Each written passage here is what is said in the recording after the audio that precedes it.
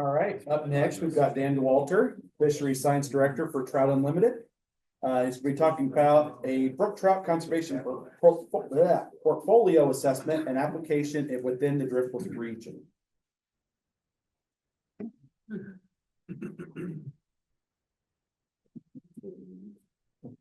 Yeah.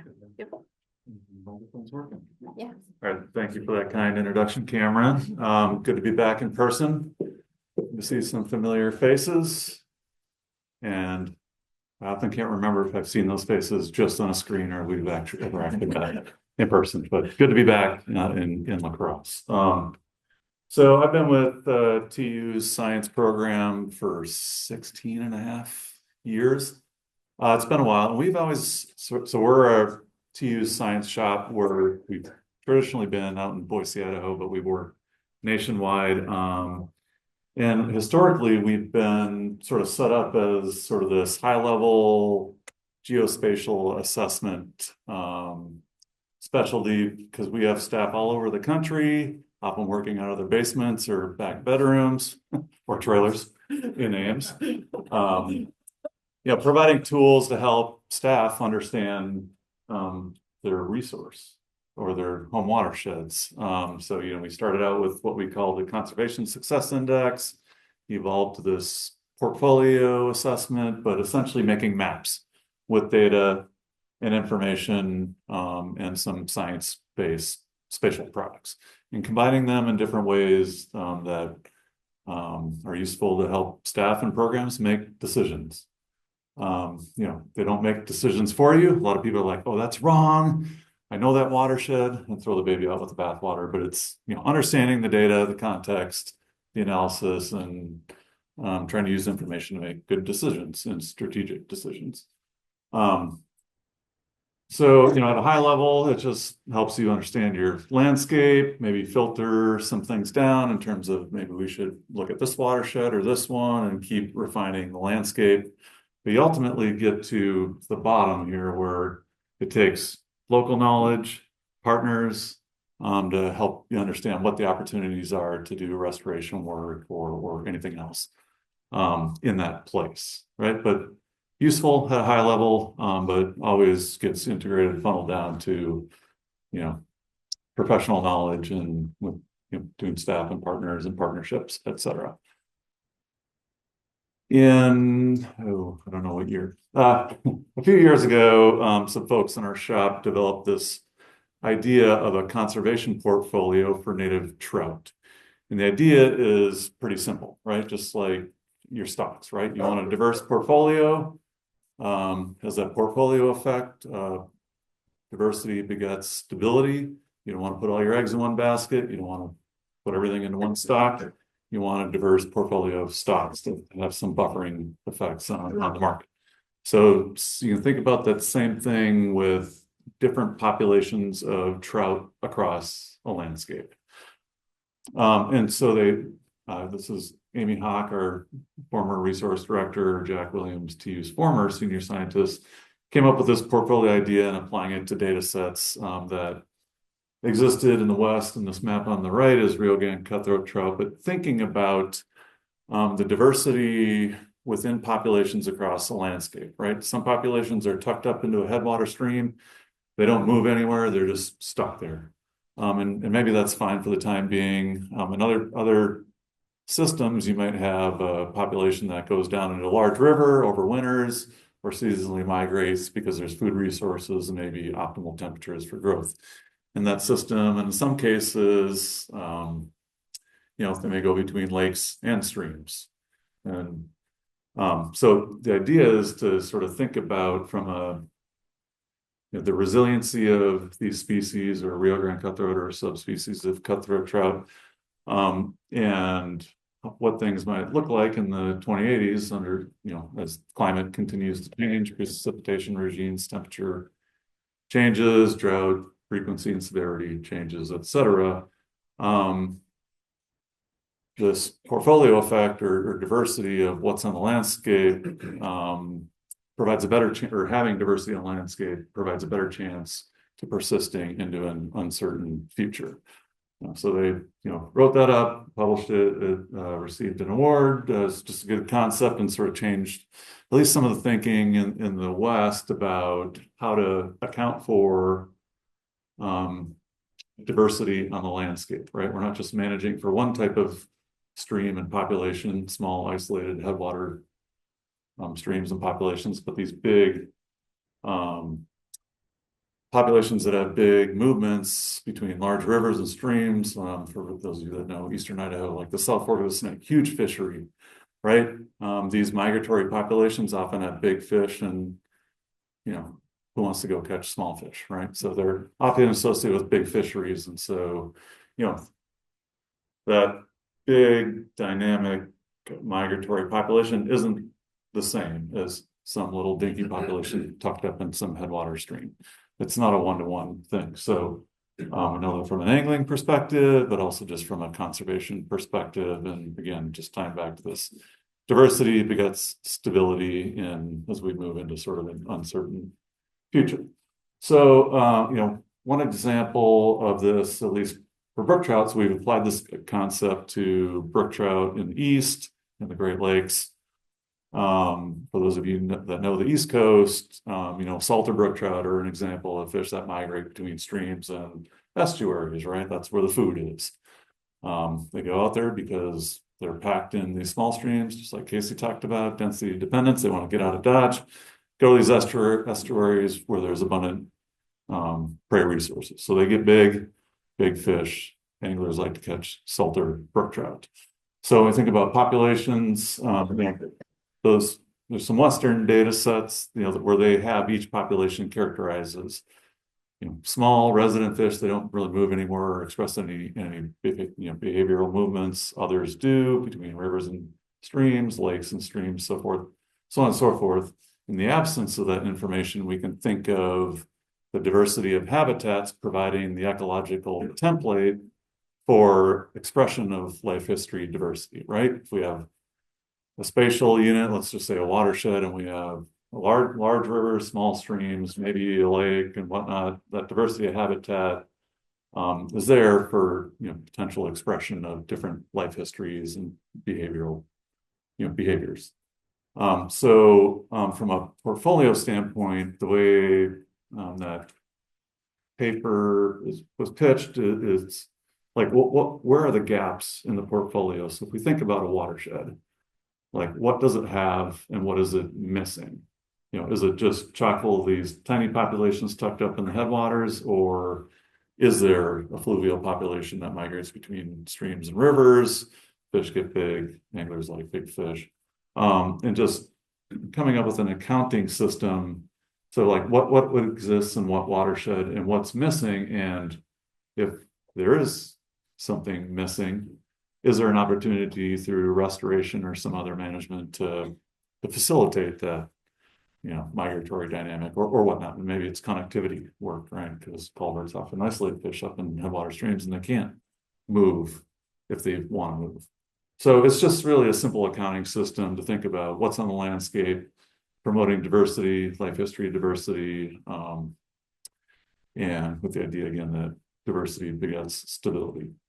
So simple sort of accounting framework. We applied it to Eastern brook trout, the Great Lakes, but the foundation for this is a spatial unit, right? So Paul talked about, I think, the hydrologic unit code framework for the brook trout reserves in Wisconsin, commonly used what the Eastern Brook Trout joint venture, which is a sister partnership to DARE and Fishers and Farmers. They've been doing this patching, using information on barriers, starting out with a national data set on small dams, small and big dams, and using that to identify interconnected patches of habitat occupied by brook trout. We use that and applied some of these portfolio concepts for at least the initial assessment for Eastern brook trout.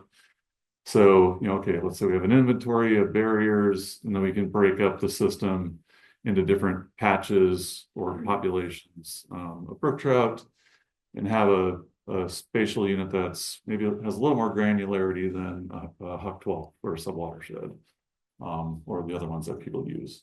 So that's kind of the foundation. Eastern brook trout has been doing that, but we've done it in other systems. We applied this to Great Lakes brook trout. So just as an example, I didn't do this work. I think this is a Huck 12, so a subwatershed, so about 30,000 acres. And you can characterize a bunch of different things within that spatial unit, land use, with some of the things that Paul talked about in the Brook Trout Reserve program. But if you have information and have done an inventory of, let's say a culvert inventory, and you break up the system into these isolated patches of interconnected habitat, because fish really can't move between them. So all these dots that aren't gray are either complete or partial areas. Actually, the gray ones are unknown. So oftentimes, even when we do an inventory, we don't know. But breaking up the system into these spatial units that are interconnected patches of habitat that provide a foundation for analysis, and then characterizing that with the diversity of different habitat types, again, as the ecological template for expression of different life histories, as well as sort of characterizing different elements of habitat, land use, and other things that we know affect in-stream habitat conditions. So there's a lot of detail in there, but sort of have a population part for brook trout, and then the habitat part, which may be land use and surrogates from available GIS data sets. Applied that to eastern brook trout and the Great Lakes, and getting ahead of myself, but this table isn't the actual life histories as attributed from data and even professional judgment from biologists, but in the absence of those data, goes across the range of eastern brook trout, that didn't exist. So we're looking at habitat diversity, presence of lakes, large rivers, medium rivers, and small streams, and just characterizing that again as the ecological template.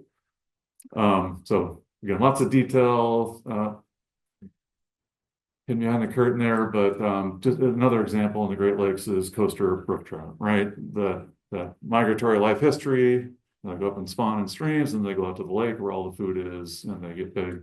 This is the North Shore. We know that there's a bunch of barrier falls, but some coasters floating around, and at least these red patches are sort of connected to coaster brook trout populations. That's some old Minnesota DNR data from over a decade ago. But anyway, trying to incorporate this information to understand sort of what's on the landscape, array that with habitat information, and come up with a framework for understanding what's going on and where there may be gaps in the portfolio. So just really simple. This is central Wisconsin. This is the Great Lakes analysis. We can see, for example, the red, which suggests that there's at least some connection to large rivers and maybe some lakes within these defined patches. Again, this ecological diversity and the ecological template for life history expression. Some systems some of you may be familiar with, like the Peshtigo, Oconto, Menominee, and you can see that there's lake systems sort of intertwined in there, and that's why they're they're red. They have that potential for life history expression, which is why they're red. So essentially just mapping this all out across the landscape and making it accessible so people can use it to make decisions. So a little bit more information behind. This is back to the eastern brook trout. This is Maine and New Hampshire, but the types of data that are in this analysis, same things that Paul was talking about with the reserves, like non-native trout, using predictive models that incorporate climate change, life history information, or at least the ecological template or habitat diversity, but done some work that has incorporated like different genetic strains across the range and how that varies, and trying to represent those aspects of the species as well, the diversity that exists within the species. So lots of different ways to skin the cat, but this is sort of behind the scenes on the eastern brook trout. So we have the brook trout sort of population level information attributed to each, or attributing each patch, information on habitat conditions, and then there's some futuristic looking things kind of like the brook trout reserves, to account for what climate models are saying in terms of brook trout habitat suitability through temperature and maybe precipitation, etc. Mapping this all out. This is just the habitat integrity map. Again, our patch is our spatial unit, looking at variation across the landscape, looking at what the future looks like, and then trying to figure out a way to put all these pieces together in a meaningful way to help people make decisions about where they might work or where they might need to go drive the truck to actually see what the on the ground conditions look like, right? These high level assessments don't perfectly represent everything, but they're useful to understand sort of landscape context. This is just a simple way that, at least for that eastern brook trout assessment, that we're arraying population information versus habitat, and thinking about like these patches that are really have large amounts of interconnected habitat are really resilient. There's lots of science that's showing that the bigger those patches are, the more likely the chance that those populations are likely to be around into the future. So on and so forth. Representation of different life histories, and then arraying that against the habitat condition. So when habitat conditions are good and populations are resilient, that's sort of protection or vigilance, as Paul stated for the reserves, but same concept, right? And so you're just arraying this information in different ways that look at, hey, maybe we do have a resilient population, but there's threats to habitat conditions. We should go look at doing habitat work there, so on and so forth. So this is just a simple way to array those different pieces of mapped out information in a way that we can also just map out on the landscape when we think about what types of conservation or restoration efforts may be needed in certain places. So just putting science and data in the hands of people trying to make decisions in a useful way. And this is, a lot of these, historically, these assessments have been static, right? But all the tools exist now to serve these. In web maps where you're zooming around a landscape, you can click on a patch or a polygon and look at all the characteristics that went into why that patch is red, for example, or you can go to this blue one and look at the data that went into why that patch is blue. I mean, you kind of know the methods behind it and why, but you can zoom around and look at data. These tools are widely used now to serve data and put science data information into the hands of decision makers. So folks like Sarah and Cameron can work with partners and think about needs and where to work on the landscape, or where to go drive the truck to see what it looks like on the ground. So we have funding in hand to apply this to the Driftless area. We've completed it for the eastern brook trout, so from Maine down to southern Appalachia. We've done a Great Lakes analysis, and we have funding to update those while also doing the Driftless, and will really be the first sort of assessment across the entire native range of brook trout under a common framework, to the extent that we can keep it similar given data availability and whatnot, and people's ideas about how to make this thing the most useful for this landscape. So that's what we'll be sort of scoping. We've been scoping and we'll sort of launch eventually. But how do we start, right? We have this patch-based framework, right? So we need to understand connectivity on the landscape. And I would say historically that connectivity piece has not been front and center in a lot of the restoration work. That's been more habitat focused in the Driftless area, but is core to this style of analysis. So what does where is the information on barriers on the landscape? Right, Minnesota DNR has done a great job characterizing the route.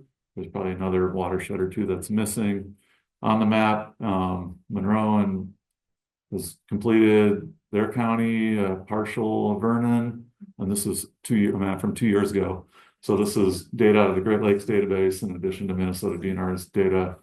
Lots of work going on in Michigan, northeastern Wisconsin, but not in the Driftless area. So what do? We step up and we fill that information gap, right? So the last 2 years, we've run field crews Identified all the road stream crossings, put them in a mobile app so our field crews can navigate there and figure out where to go survey culverts and other road crossings. Prioritize those within brook trout reserves, as well as on class 1 and other class trout streams. Focus only in Wisconsin. But running field crews, we got Ernie Lupke, Willow Pingle, Maggie Dremza, Alex Duran, that have been out, running around the landscape, looking at culverts and other crossings. So sounds boring to me, but some people love it. And using tools and protocols that exist that, they collect data on a tablet, goes straight up into the cloud, and it goes into that database that I just showed a map of. So over the last 2 years, and Sarah covered some of this, it's like we've been filling out the map, right? So over 2,000 crossings over the last 2 summers. So that complements the 650 by Monroe and Vernon County, at least from the driftless, but we're starting to fill out the map, right? And Sarah talked about potentially biting off Dane and La Crosse and, continuing to fill out the map because that's important information to start with this patching framework. That's sort of the basis of, the assessment work the portfolio stuff is built on. So that's what we've been doing. For those of you familiar with the Great Lakes protocol and database that has a dashboard, you can go and look at all of the data we've collected or that anyone's collected under that framework. This is just a query of Crawford County, and it has some unique sort of charts and graphs, so you can look at summary type data, but you can actually click on a barrier and look at the detailed information to get a PDF report with some photos for everything that our crews have surveyed the last 2 summers. Pretty cool and powerful. So we've been building out a database. The other existing things that exist to account for in this sort of portfolio analysis for the driftless is brook trout reserves, right? Wisconsin DNR has already done a ton of work to identify those using literally almost similar style analyses that are baked into what we've done in this portfolio analysis in the Great Lakes and for eastern brook trout. So I want to be mindful of these things that exist already, but I don't see any reserves identified in Minnesota. Doug, what have you been doing? The other thing that we've been busy doing the last 5 years is trying to crowdsource information on water quality using the WISE 2.0 mobile application. Simple technology, just dip a test strip in the water and use the app, and you get literally instantaneous readings on water quality information, nitrates. There's sort of an external phosphorus bit, but building a database of water quality, kind of coarse scale screening information across the landscape. But that's in addition to the GIS layers that account for land use that get at habitat impairment, as well as the 303 listed streams. We can build this information into this assessment too. These observations also have information on whether there's stream bank erosion or point source, drain tile inlets, and things like that. So just information again that could be built into this analysis that people have been collecting for the last 5 years, including several TU chapters that have had monitoring programs specifically looking at water quality over time at set stations. So we'll put those data to use, right? We want to show that those data are important and are being used and integrate them in a mindful way. So these different data sets exist, and there should be a report. I don't know if it got posted today, but forthcoming on just basically a summary of how many observations have been collected on the Driftless Area. Carter Borden with Mobile H2O should have his website updated if it's not already today soon. But everything on that program, if you're not familiar with it, is at mobileh2o.com/Driftless Area. There'll again be a recent summary report on how much activity has been going on in this landscape over the last 5 years. And there's a web map, and you can go look at all of the data, click on a point, and kind of see what the mobile app said was there in terms of different water quality attributes. So trying to put these data to use to fill out the map in terms of application of this portfolio, brook trout portfolio assessment. The Driftless is sort of the last piece, in addition to the headwaters of the Mississippi. Not quite sure how we're gonna tackle that, but literally no one's ever done sort of a range-wide picture of brook trout across the US. And so under a common framework. And we have the ability to do that to the extent we can, given data limitations, et cetera. Already making excuses. So, these high level things are useful to understanding the landscape. They're never perfect, but they can help inform decisions. They don't make decisions for you, but that's what we'll be sort of jumping off on and talking with folks about data availability and how to build in the existing science to make it most meaningful, and how to do it in a way that complements, what Paul and crew have been doing on the brook trout reserves, and make it complementary, and then serve it out, in an interactive format where people can use it and query it and use it to make decisions about doing work on the driftless landscape. So, lots of details to figure out and what that process looks like, but some funding in hand to kick it off here shortly. If we can ever pull the plug on data collection, because I think we're trying to run another crew to inventory road stream crossings, which is the key piece to sort of start the analysis. So anyway, happy to answer questions if there's time, or catch me. I'll be around the rest of today and tomorrow. But thank you for your time. That's what we'll be up to here coming up.